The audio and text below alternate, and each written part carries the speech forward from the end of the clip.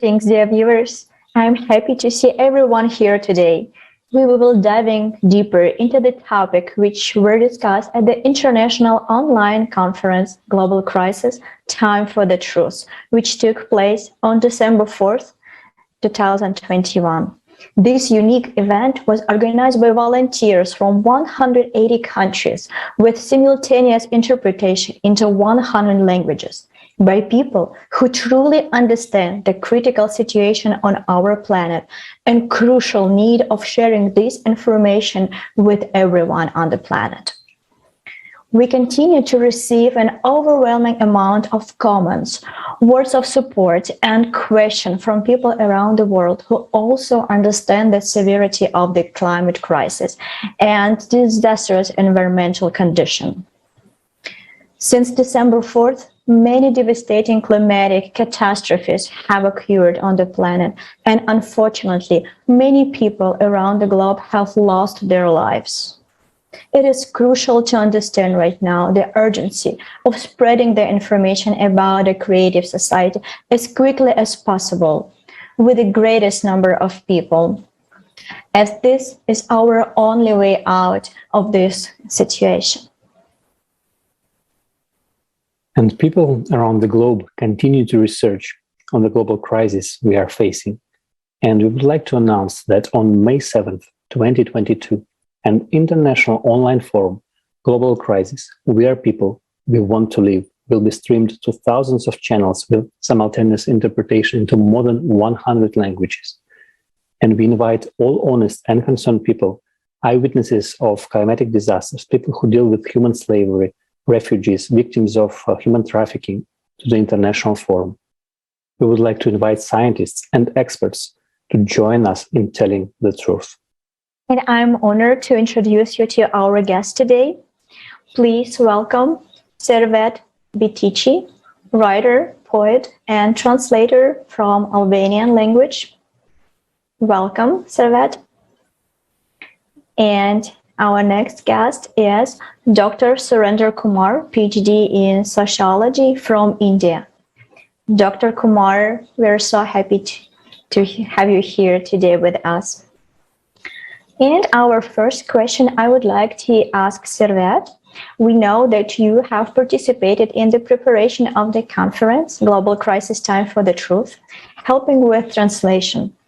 Can you please tell us why this conference is important and what inspired you to join the team and act to make this global event available to the viewers who speak and understand Albanian language?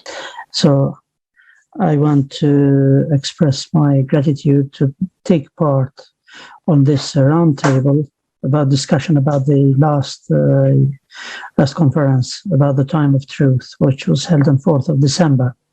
The inspiration to take part in this is purely the humanity and the future for us, which lies ahead of every one of us. Everyone will be affected in such a case, and everyone should be gathered together. I think it's very important for us to understand the importance of this, what's happening now in the world. And that's the main inspiration for me. You know, if we have a close look to how the world is changing, is very, very scary. I can bring an example. When I was young and I used to go in the fields of my town and village, it was all greenery everywhere. Now that has changed. Now I'm the witness myself, which not the same species, the biological, I mean, not the same greenery we have now there is replaced, is deteriorating the situation everywhere. And we've seen the disasters in many different countries, fires, we've seen the burst of rivers, we've seen hurricanes in America, and we've seen other phenomena of life, which is the immigration and human trafficking is very, very concerning for everyone. And we, as pure people which have no power, I think most of us are volunteers and scientists which come from parts which we aren't decision makers, but it's time now to make the decision to save the future of us. I think this is a very, very high motive for everyone, and people have only to understand that and to feel motivated and inspired. That's what I think is Thank you so all much about it. Thank you. This And is I very wanted, important. and I wanted to say some people I know here in your platform, which are great people and friends, and which of course, they have their own part of it to inspire everyone, and that's very positive sign. Thank you.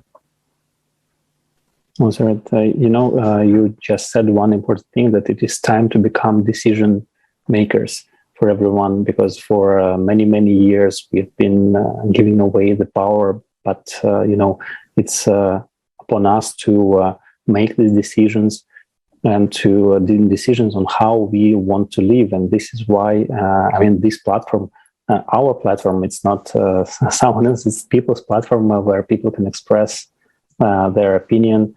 And as well, we are speaking about the real situation with the climate, with refugees, with the state of science, and in our society.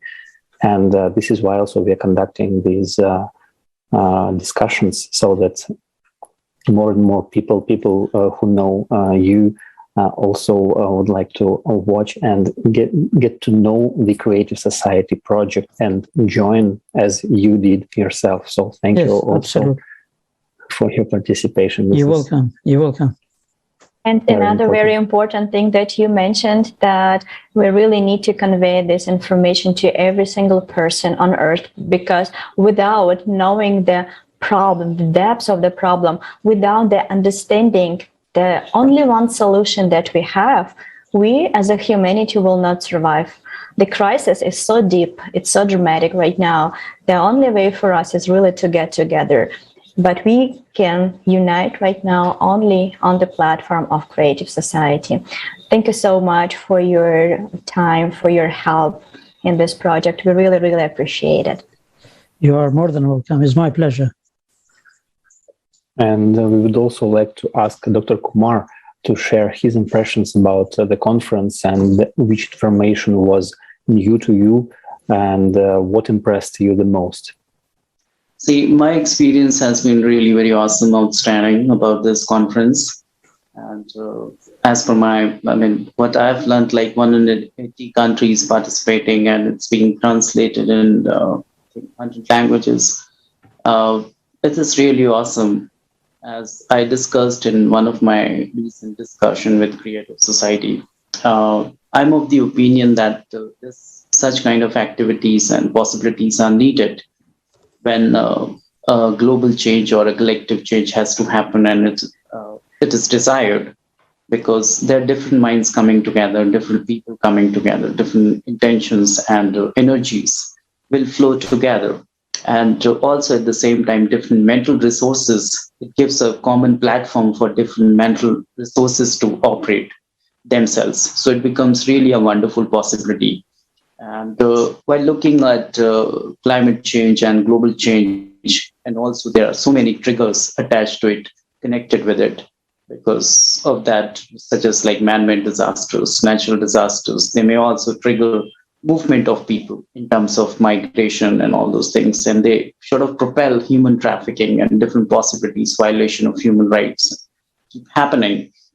So what I personally feel and my personal observation about this Creative Society, this attempt coming together, whereas different resources coming together, and people also, their perceptions, and overall it's like a resource being pulled up on one particular platform. So I personally say such kind of activities and operations and mindsets have to happen more and more, so that a collective change can be caused in a society. And this is just wonderful because together we can definitely do so many things, and we can respond to any challenge, any disconnect, any problem that we face as a human society. And I highly appreciate this attempt of creative society to come together, like 180 countries participating and different languages being translated, one particular event, and which is like a meaningful and a purposeful event. How to handle climate change, how to handle this global threat which is going on. And I also picked up a very good understanding that many of us are not aware of this. Like this is like even we can be impacted by it.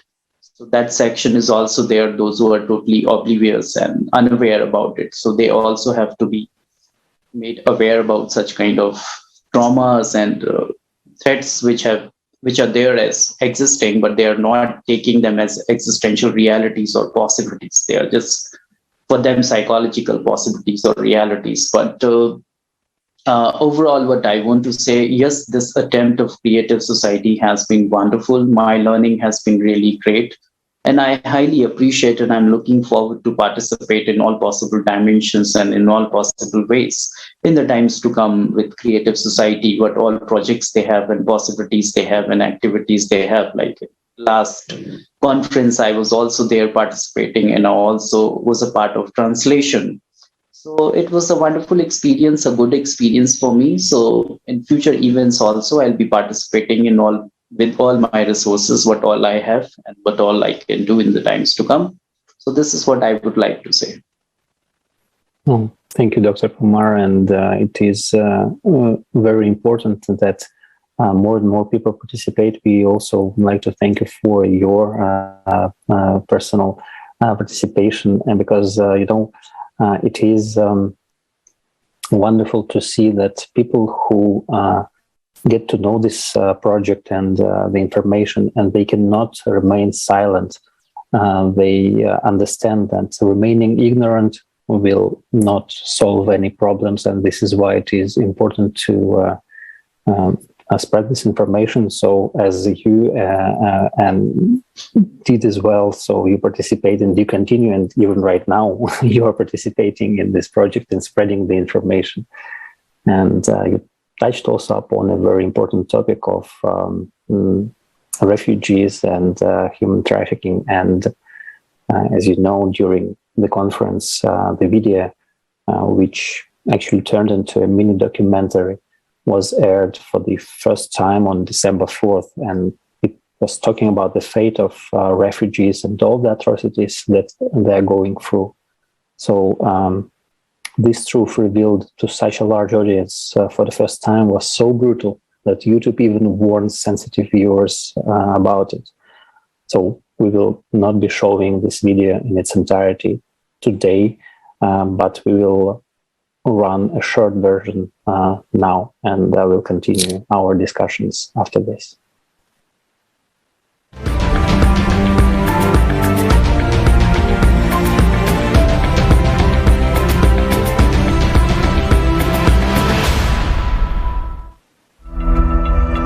Why is there such inhuman treatment of people? I was thinking about it and decided to figure it out. You will never spend a month without being attacked with a xenophobic attack, because they say as a foreigners we are stealing their work. I've lost that hope of being in the great society. I don't know, I've lost that hope, because seeing the way that people are being killed, seeing the way that people are being shot in my eyes. A child can be sold many times. I remember one day I came across the story of a girl who was, she was Turkish. She had been sold 17 times, and she had been trafficked from one country to another 17 times, and she had experienced only rape. I also sat in many auctions as a customer, as an undercover when I was doing the undercover. We were sitting for the auctions, 9-year-old girl, 10-year-old girl, as per the demands.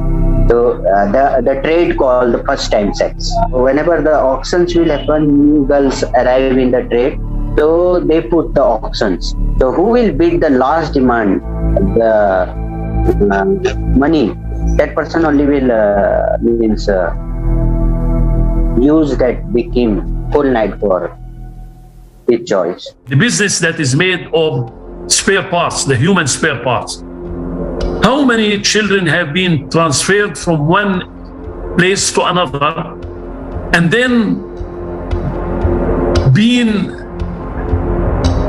operated on for some rich guys in different parts of the world to get a kidney or get something else from their bodies against their will? Black markets, traffickers, mafia is part of this economy that is ruling the world. So what else I can say? That I only see that another possibility is to spend money instead of constructing walls like we are doing in Europe. In our society, human life has no value. How is it possible that instead of help, people encounter violence, aggression, abuse, and slavery? This is not a migration crisis, but this is a crisis of humaneness. People, by looking at the existing legal frame, will not ever be entitled asking for protection. Because you will ask them which country you're coming from, they will say there is no country. I had a country called X, but the country now is underwater. Or I had a village and this village is being totally destroyed or disappearing. It turns out that there are still no effective programs for the resettlement of refugees. For so many years, the United Nations has been working. For so many years, the Refugee Rights Commission has been working. So many humanitarian organizations and NGOs around the world have been working, but there are no working, established or adopted programs on how to work with these refugees. There are none, and the Refugee Commission itself admits this. Now refugees are forced to leave their homes.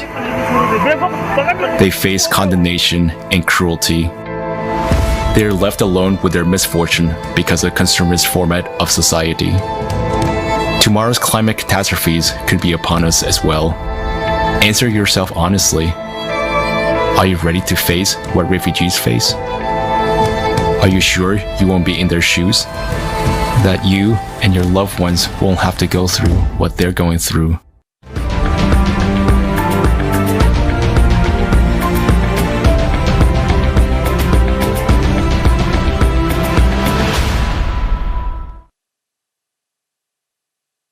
This video is shocking, and it's very, very hard to watch it and understand that we human doing this with our own hands, and we human supporting this with our inaction. And I would like to ask Dr. Kumar to share his opinion on this issue raised in this video.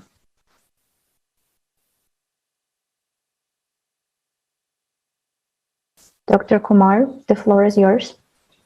Yeah. Am I audible? Yes. No, thanks. Yeah, it's really striking to see such videos. They are really informative, not just informative, but they are eye-opening because they deal with the very human dimension of our society. And it's pathetic and painful to see human trafficking. But my personal understanding, as long as we keep hearing about them on newspapers, news journals, research papers, and articles on videos and pictorial possibilities, we exactly cannot figure out the pain which is there inside trafficking when a person is being trafficked. Because as a scholar, as an academician, or as a researcher, if I just want to understand this phenomena or a social pathology or problem, of course, to an extent, I can figure out and also comprehend for myself and for others. But as like I also just learned in this video, putting yourself in their shoes, that becomes very difficult. So my context, like Indian context, if I want to look, number of cases being registered, and they're also running court of law. So the That part is the conviction rate for traffickers is still very slow here in India. The reason talking about the National Crime Bureau. And when it comes to trafficking, as a researcher, of course, a person has to put himself or herself in their shoes. But to an extent, it becomes very difficult because of the typology of human trafficking also.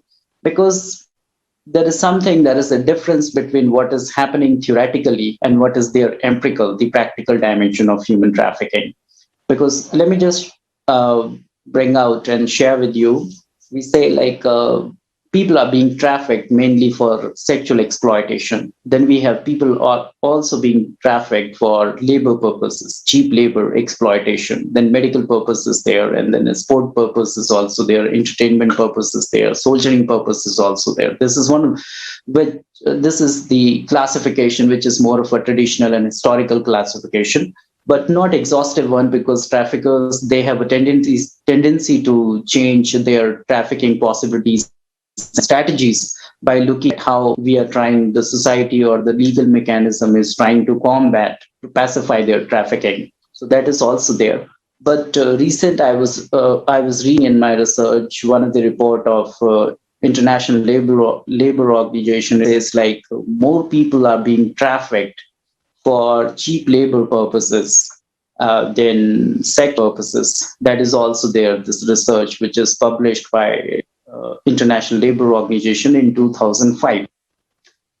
But in that situation, what we need to understand, there is always a difference between what is there on paper in terms of in the version of, let's say, research paper, research articles, documentation, documentaries and videos and some other things that people figure out in their research that is there. But what's happening on ground is altogether, sometimes there is a big difference in that. So it is, for me, what I figure out, even in your video, which you've just shown, there's a lot of things when interacting and physically coming across or knowing somebody who is trafficked or who was once trafficked. It is a painful situation and very sensitive at the same time, because my personal experience, because to be very frank, I've met only a few people who were trafficked once, now have been mainstreamed by the grace of God or by the good deeds of legal mechanism or the society. And also those who were trafficked a little, I don't know exactly, but yes, of course, I've come across some good number of people who were trafficked once, and I was able to hear their story, their pain and everything. There, in my context, what has been my research, my exploration is like there is a concept known as secondary victimization. They are victimized at every stage of trafficking, but once they are mainstreamed or before they are mainstreamed, a secondary victimization also happens to them, which painfully happens by those who were supposed to protect them, such as like legal agencies, legal people, and police persons. So this secondary victimization happens to them by those authorities who are supposed to protect them, who are supposed to raise their voices and look after them, sort of, cause them listening. So that is also one experience I just wanted to share. Thanks a lot. I've made, I think, some comments. Thank you so much, Dr. Kumar. Thank you so much for your comments and extending this topic. It's very difficult to understand that in our society we have demand for human trafficking. And this problem is very, very deep. And in order to fix it, we really need to fix the fundament of our society, the foundation.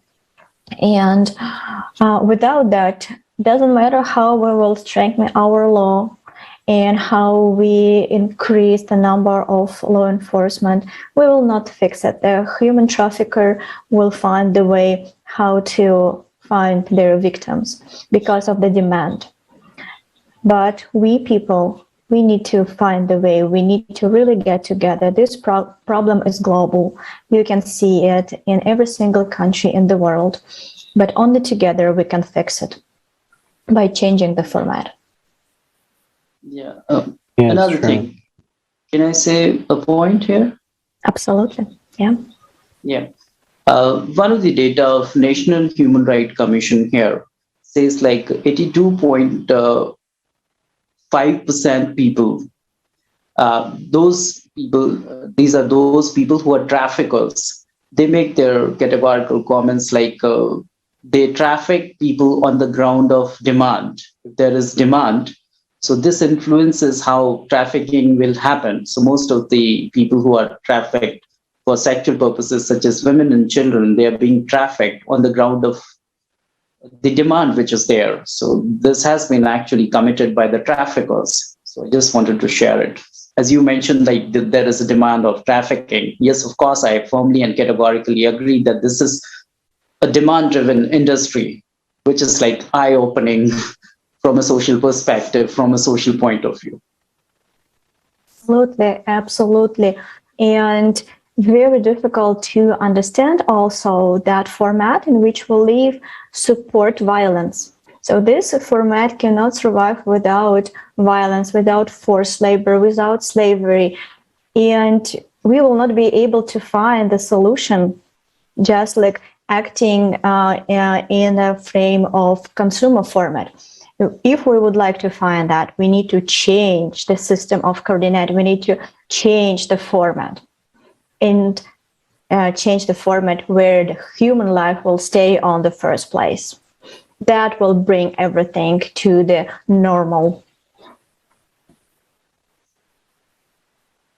Yes, because, of course, there is demand, but also, as we can see with many, many things in our society, everything that we are fighting against just persists. So we understand that there is no real desire by the institutions which are responsible for fighting like the crime or the drugs or the human trafficking or the climate change. A lot of money is spent on all these issues, and yet after many decades we still don't have solutions, because we also can understand that in the consumer format of society what is happening is that these organizations also protect, like they are doing just job protection, because if they solve the problem, they will have nothing to do.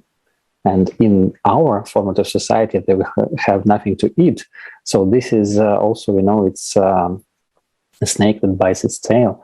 And we really need to change the format of society where human life is the highest value. And even if we think about anything that we've just said previously, just taking into account this one thing, human life is the highest value, everything changes. I mean, the whole perspective of how we organize the society and the actions where we dedicate resources, our human potential will change the outcome as well. So, would you like to chime in also on this topic and maybe add your opinion? Absolutely. Yeah. I absolutely agree with three of you. And your views are very useful, very good, very to the point. And I absolutely think that it's not simply to the traffickers or to the group of people or organization which is support them and they got profits. Definitely they got big profit on all this movement around the globe. But the system, as you say, you Marina and you Alexei, you are pointed that the system is the root of this. If the system works, no traffickers can find ground to do this. And I can bring an example. In East Europe countries, which they were claiming to impose the capitalism didn't come by the rules is imposed in the West. Capitalism played in the West and developed countries, and we've seen it's been successful for some time, I say. And to that point, when the system changed in East Europe, we have seen a tragic experience. The economy failing, the industry and agriculture, both of them. So creating a big vacuum. And I'm sure some of the factories, some of mines, some of the fields of cornfields, for example, huge cornfields and sunflower fields, they were just abandoned. No will, some people to take responsibility and employ people. They found the easiest way, just close them down, threw people on the road, and the people come subject of the trafficking. So this is a very, very coming straight from the system's fault. And then people come as a subject, which they want to survive, they want to profit from the demand, as Mr. Kumar was pointing, that they are claiming that we are helping people on demand, those traffickers, but they are the second, I think, in the scene. The scene is the system, which got to do with the humanity. People should take responsibility and should be more aware. That's what I think 30 years of experience, which is this disaster has intensified dramatically, are enough for people to understand. But unfortunately, people are so divided now. And the only point, the most sensitive point, is this disasters and immigration, which is affecting everyone, actually.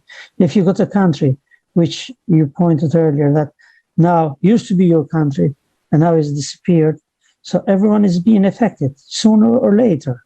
So that people should act in the same voice and same mentality and same unity. Is this difficult? Is terribly, terribly difficult to manage, to bring people together because of the experience of division.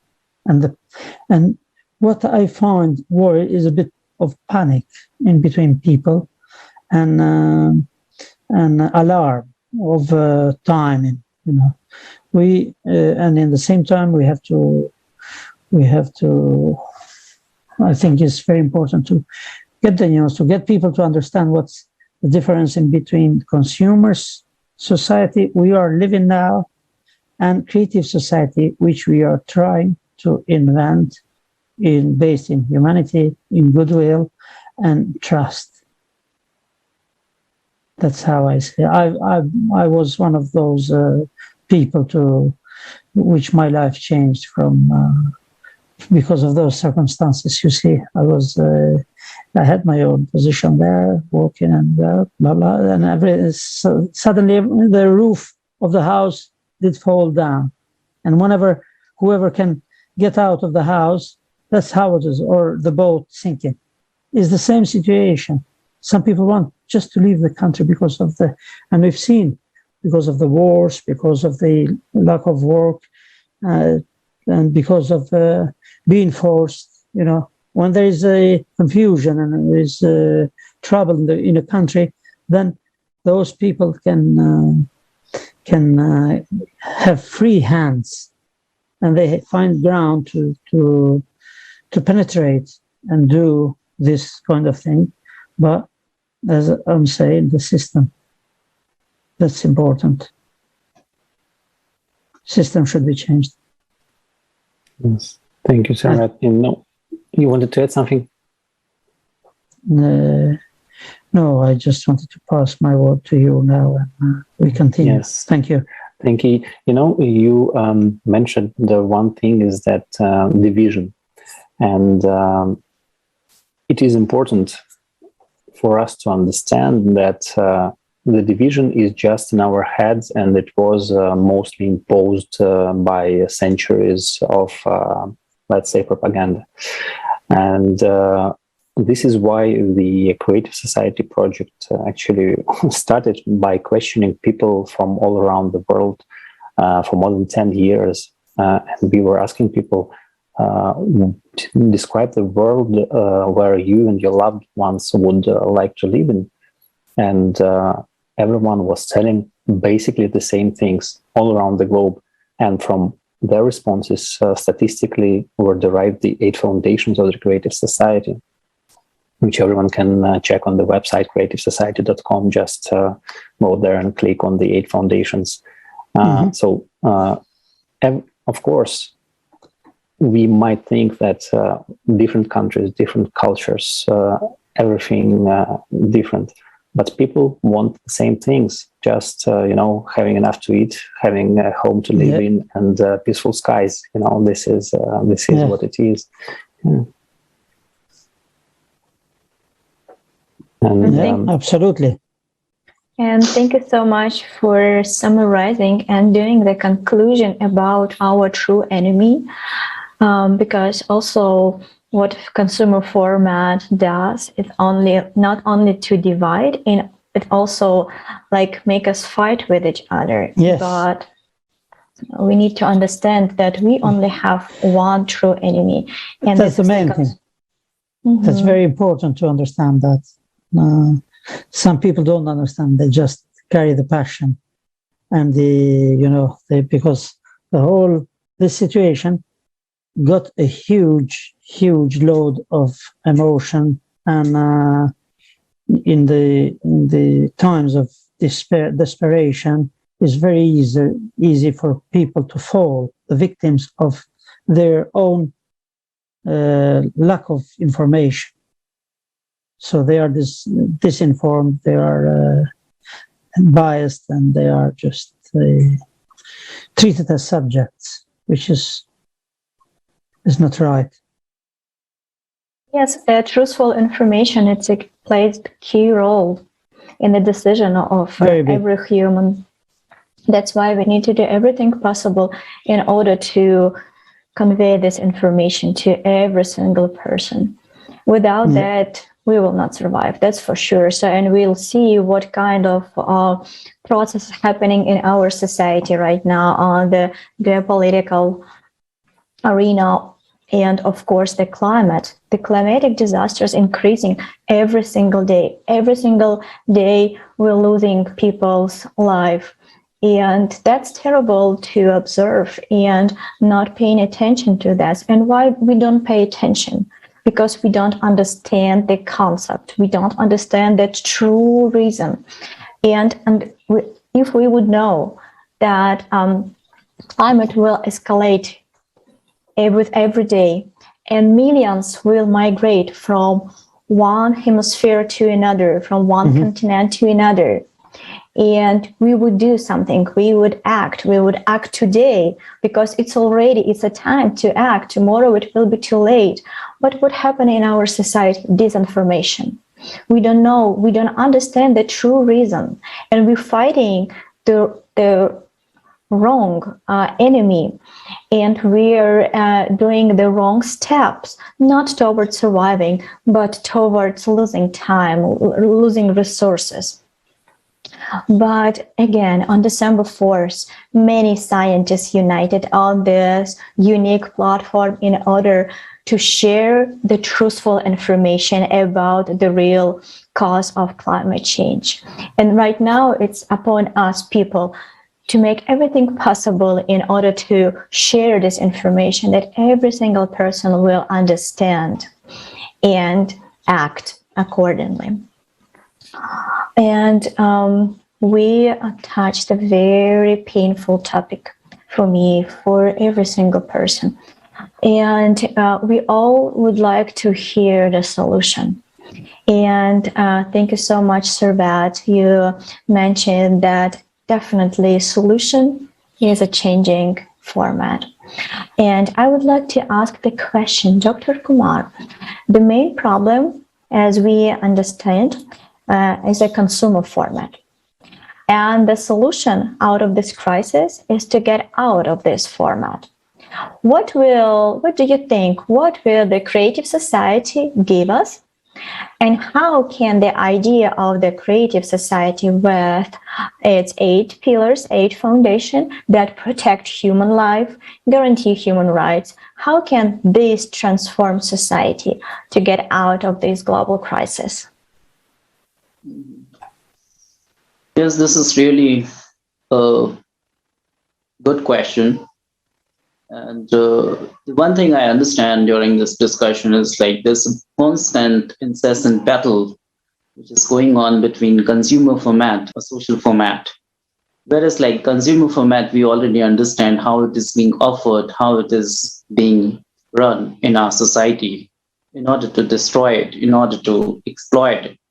But whereas on contrary, we do have good gatherings, good collectivity and solidarity, which is like a typical manifestation is creative society, I'm saying. Of course, which is creative society, I can say, is an antithetical possibility or mechanism for consumer format. Of course, consumer format is like, which is very much, which is focused on exploitation, how to exploit people, how deep they can be exploited, how much exploitation can happen. So that we need to understand how it is happening and running in our society. Whereas, like again, talking in human trafficking context, it is like if I see the definition, there are few components which is even I've mentioned in my research, and everybody knows about it. It's quite common and widely spread. The first is you have recruitment in human trafficking, then you have transportation, then you have transfer of people, then harboring of people, then receipt of people. But there is one thing common in these stages is the exploitation. In recruitment also exploitation happens.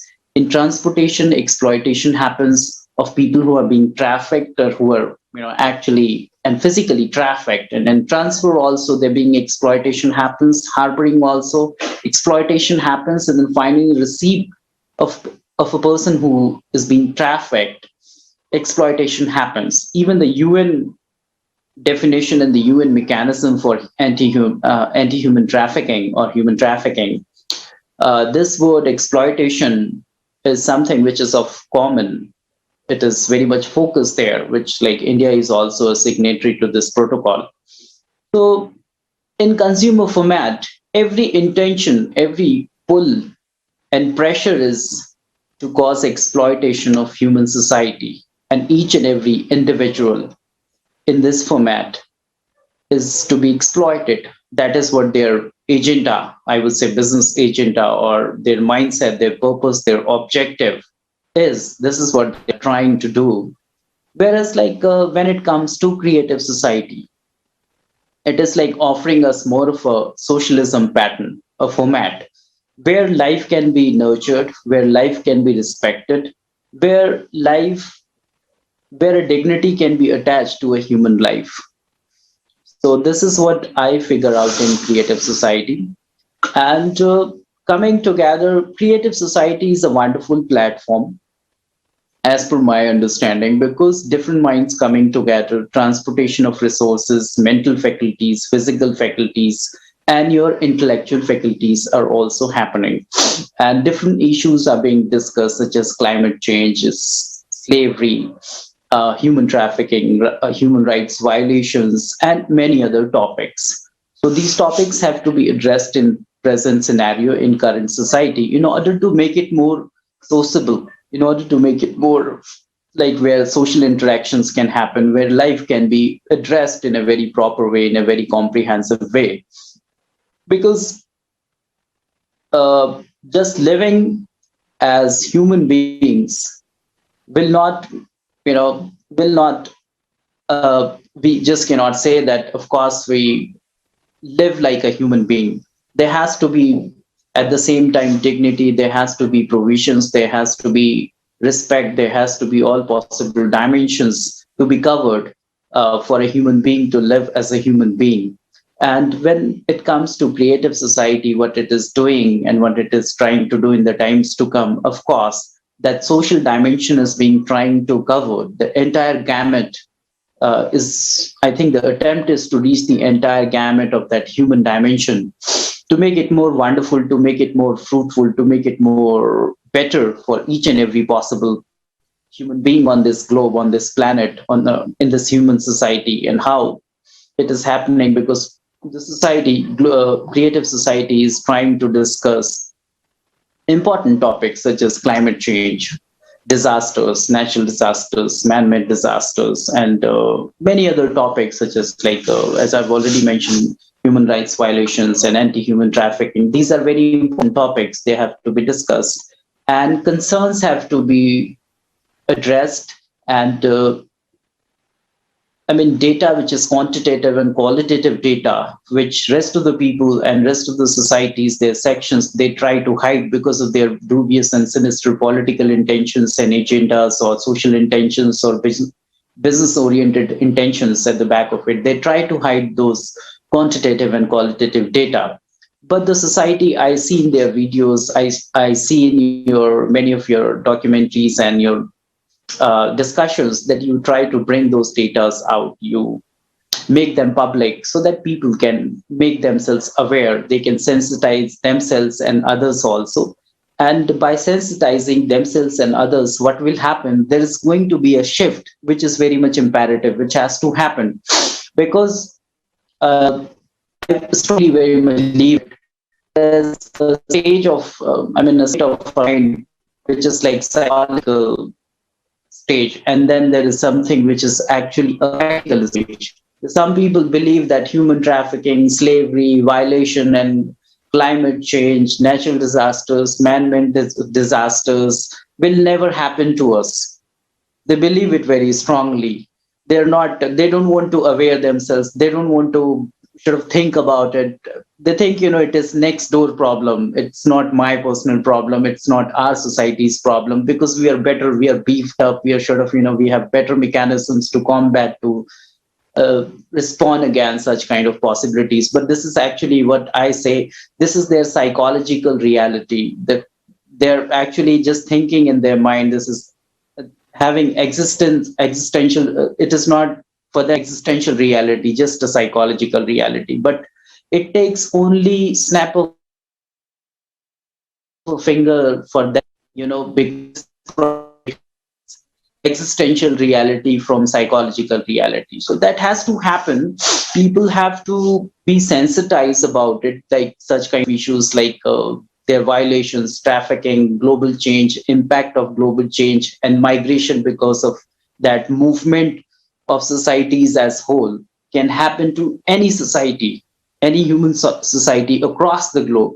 So there has to be a sensitization, and I firmly believe by discussing on international platforms, through conference, through panel discussions and research documentations, and by raising questions and concerns, and at the same time also leaking out quantitative and qualitative data to public, will definitely society in order to and important and crucial topics and issues. And if they start thinking about such issues and topics, such will also change. There's going to be a different manifestation altogether, which is going to cause betterment, development, and amelioration in our society in order to think and address such kind of issues like we are talking today. So I certainly believe a forum like Creative Society and a possibility like Creative Society is very much needed, and it's imperative, indispensable for the betterment of this human society. Creative Society is very much important. It is needed because these discussions, and also not just discussions, but discussing such kind of relevant and scientific qualitative data and quantitative data will open our eyes, and at the same time will not just open our eyes in order to have some changes, but it can also bring a collective change, collective possibility in our society as a whole, because that's needed, because any change in our society can only be caused when there is collectivism. And Creative Society is trying to bring that collectivism, that collectivity in this as a whole very well. And it is doing a wonderful task, a wonderful work in that direction. And sooner or later, I'm sure that it'll have some wonderful results also, tremendous results to cause good in our society and betterment in our society. Thank you, Dr. Kumar. And all these discussions and forums, conferences, it's not just for the sake of talking and discussing together, but we are informing. The whole aim of this is to inform the population of this planet about the other way of living, the creative society. I mean, the Creative Society platform is where we unite, because we have these wonderful technologies that permit us to do it from around the globe, as we are doing right now. But the main goal is to really raise awareness of everyone and create a demand from the whole of society by first bringing the truth about the real state of affairs on this planet, and so that people understand that the consumer format of society divides us. And as you rightfully said, everyone thinks that the problems that are happen only to someone else. They will not happen to us. We have better systems to counteract disasters. But as reality really has proven us many times, and it's happening every day, no matter how the country is developed, there is nothing we can do to right now in this format of society to counteract the climatic changes. And this is why it is important that truth is spread around the world, and people can unite on the basis of this truth and human values, the values of the human life. So this is the main goal of the Creative Society, is to unite all people and build a society where human life will be the highest value. If you would like to add something, please chime in the discussion. I had no much to add, actually. Just if I can say my hope when Alexei says we are not just for talking here, we got the technology. That's what we want to hear. That is the best news everyone wants to hear, because we are not just for conversation here and just to have, but there is a real thing which supports us to change the format from consumer to creative society. And this is the hope and will and aim for us to be one day to see each other in a creative society, and as friends to each other, and as not as enemy, as a fake enemy, and missing the target. The target is the uncertainty. Our target is to clear the air and to bring people together. That's where we all unite and where all we stand and our friends. Thank you for this opportunity to express ourselves. It was really a pleasure to have this with you, Alexei and Marina, and Mr. Kumar. It's a very good experience, I think.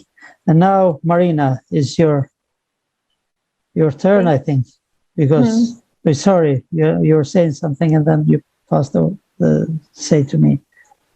Please. I would like just to thank both of you for emphasizing once again the informational stage of building a creative society. It's very, very, very crucial right now in the moment, because our future, the future of our dear and near ones, depends on our action now.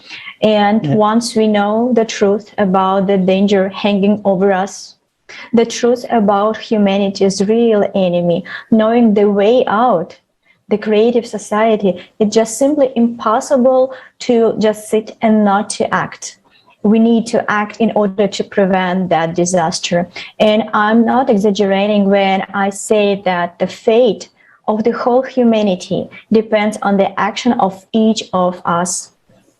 And we really need to share the information about the possibility of building creative society, because we human, we would like to live.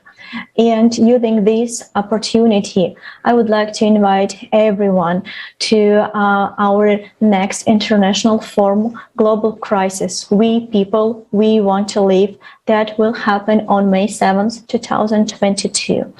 And this event organized by volunteers from 180 countries and will simultaneously interpreted into 100 different languages on the Creative Society platform. Join us. Don't be silent. Tell the truth and share this video with everyone. Are you ready to protect people's life and our planet? Become a true hero. Share this information. Our destiny, our future depends on your action right now. Yeah, absolutely. Mm-hmm. And dear speakers, we're so honored to have this opportunity to speak to you today. And we would like to say thank you for all of your words, for sharing with us your wisdom, your understanding, the importance of ACT right now. We truly believe that together we definitely can change this situation. As you said earlier, many times today, our strength in the unity. So let's unite, let's build the better world for us and for our children.